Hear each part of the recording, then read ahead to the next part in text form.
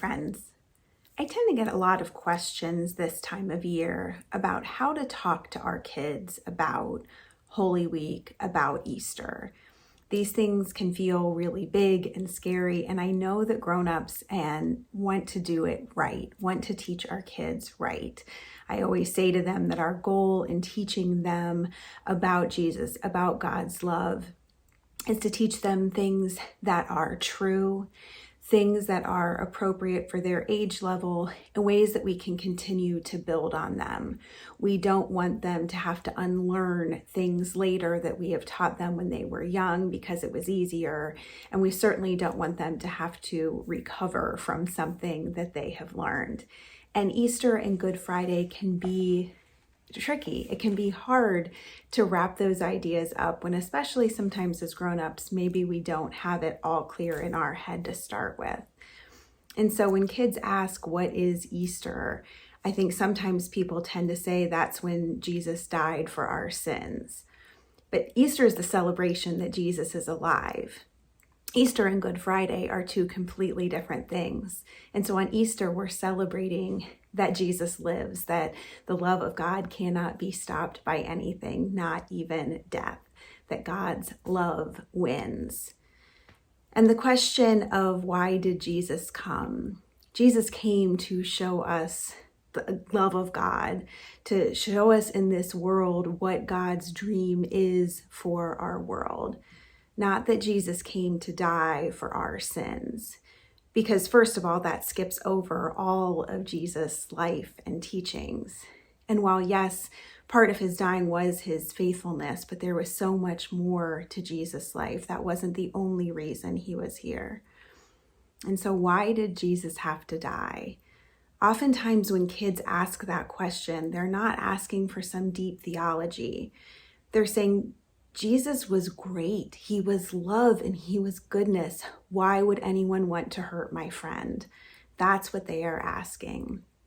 And so the simple answer for that is that Jesus came and was talking about new ideas that would change the power dynamic of the time.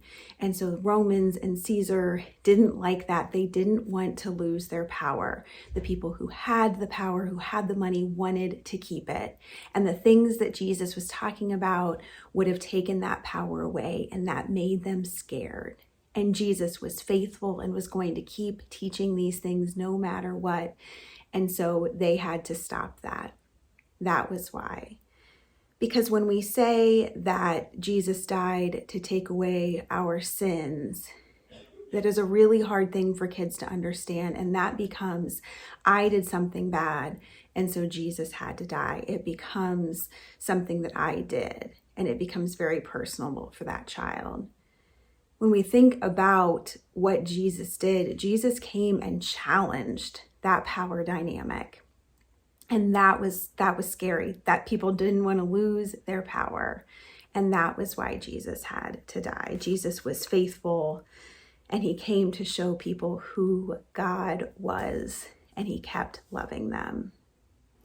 So Easter means that Jesus is alive, that we can be friends with Jesus, that we can be part of that team that can continue to work and love in this world to bring God's dream more and more to this world now.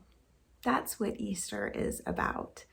Easter is about Jesus loving his disciples and humbling himself to wash their feet, even when he knew that they were going to betray him. Loving all of them, his closest friends, and those that he knew had already conspired to betray him. It's Jesus sharing that meal and saying, love one another, take care of one another, humble yourself, and be good to each other. And it was about people in power who didn't want to lose it and who were afraid.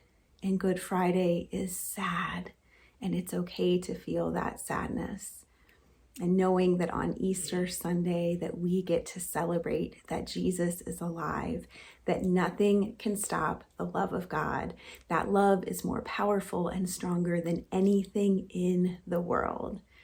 And so because Jesus is alive, we get to be part of that team. We get to love like Jesus.